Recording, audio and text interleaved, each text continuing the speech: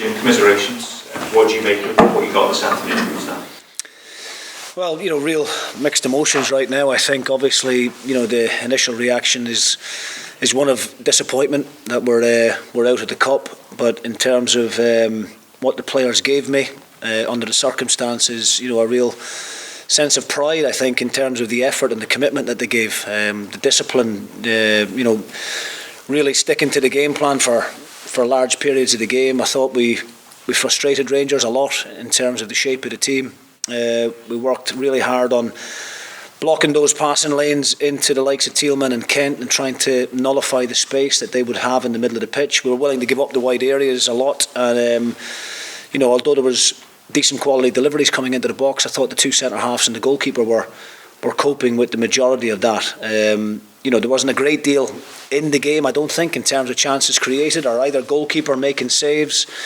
But yeah, obviously extremely disappointed right now that we're out of the competition. What did you make of Anthony Stewart's red card? What have you said to him after the game? Look, I think my initial reaction when the challenge was made was that he was in trouble. I was talking to one of my staff members at the time, and I felt that he was going to be shown the red card, and he was. We have no arguments. I think the official has got it right at that moment in time. I think it was a poor decision from Anthony, unfortunately.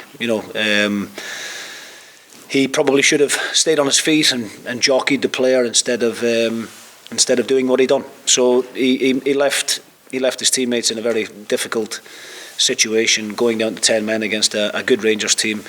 But in fairness to the 10 guys that stayed on, I think they gave their all. They stuck at it. And right through, the half an hour of extra time, we're still very much in the game. And, we've hit the post. Liam Scales is unlucky with an opportunity. I think McGregor makes a save. Hayden Coulson, right in the last minute of extra time, is very unfortunate as well. So, look, it's an extremely difficult one to take, but at the same time, there is a sense of pride in terms of what the players have given us, and I think the reaction of our own supporters there at the end of the game, a real appreciation in terms of the effort that the players put in. There seemed to be a moment where Liam Scales thought that Ryan Kent had caught him. It didn't seem to get looked at. Were you surprised at that? What did you make of that instance? Did you chance to speak to your players about it? No, look, I don't think it's a major talking point, to be honest with you. No, I didn't. I saw the incident, but I don't think there was a great deal in it, to be honest with you. I thought the Christian Ramirez one at the time, the tackle just around about the 18-yard line, we were shouting for that one, but I'm led to believe that there was plenty of contact on the ball and it wasn't a penalty. So look, it's a sore result for us to have to take, but we've came a long way, I think, as a group, a relatively new group. A lot of the guys who came in at the start of the season haven't been involved in games of this magnitude before in their playing careers up to now. And the important thing is that we learn from it and hope that we can get back here in the same stage in the Scottish Cup and go that one step further.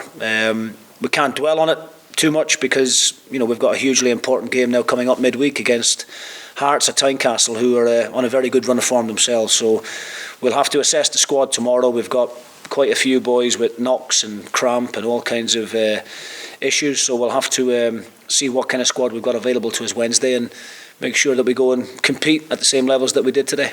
How hard is it, Jim? How hard will it be to lift the players mentally after giving so much and leaving everything out on the pitch for Wednesday night?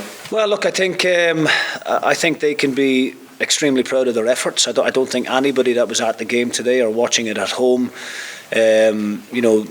would say that the players didn't give their all, and that's all you can ask of your team as a manager. That's all you ask of your team on every occasion they go out onto that pitch. Have no regrets. Do the best you can do, and what will be. And I felt that they done that. I don't think there was a single member of our squad who went onto the pitch today that didn't give maximum effort. One or two little changes of luck and fortune, if they had went our way, then things could be different. The equaliser, from our point of view, not a great deal else we can do with it. I think Liam Scales comes out and makes a really good block. Unfortunately, the spin on the ball takes it into the inside of the post. On another day, you get away with that one. So no, look, I'm extremely pleased with what the players gave me, but obviously extremely disappointed that we weren't able to progress. Jim, what did you make of the pitch? It looked to be in pretty poor condition today.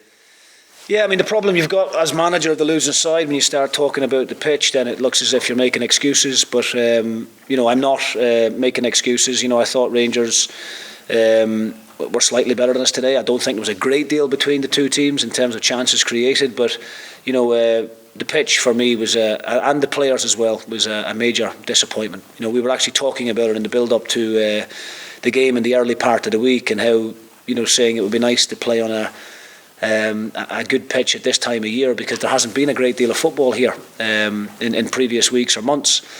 So I was surprised, I have to say. I know there was torrential rain yesterday, but a national stadium pitch should have a bit more resilience than that to end up in the condition that it's ended up in there today. And I don't think it suited either team. I don't think it suited Rangers either. And I'm pretty sure if you asked Michael Beale the same question, he would probably give you a similar answer. Was that quite disappointing that the pitch paired with the conundrum surrounding VAR being on and then off again? Is that quite disappointing as a manager when you're playing in a national semi-final? Now, listen, the VAR thing I think is just a technical issue. I think that can happen at any stage in any country in the world, I think. But the pitch is a talking point.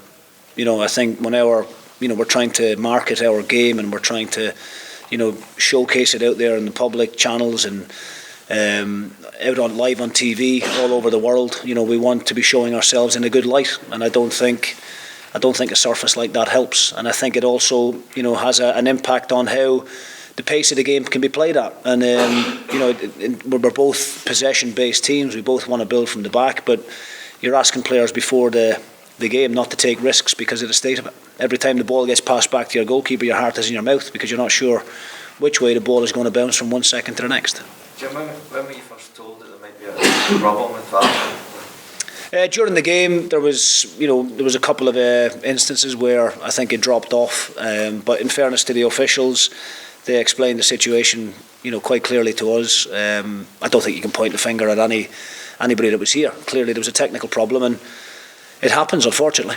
Was that during extra time? Because it seemed to be a bit of a delay with Nick Walsh start extra time start. Yeah, I think it seemed to drop off at that particular moment in time, and then I think as the game restarted again, I think it fell off again. But both myself and Michael Beale were quite content to just play the game, the old-fashioned way, and then it came back on again about 2 minutes later. So I'm glad during that period of time when it was off, there was no major incidents or no major talking points. So look, I think the bottom line for us as a football club, I think, is we're extremely disappointed to be out of the cup. I think this group of players have come a long way in a short period of time, and I think as a squad we will learn from it. We'll gain experience from it, and hopefully the next time we're back here at this particular stage of the cup competitions, we'll be able to manage it better and hopefully go one step further. Okay, thank you very much. Cheers, guys.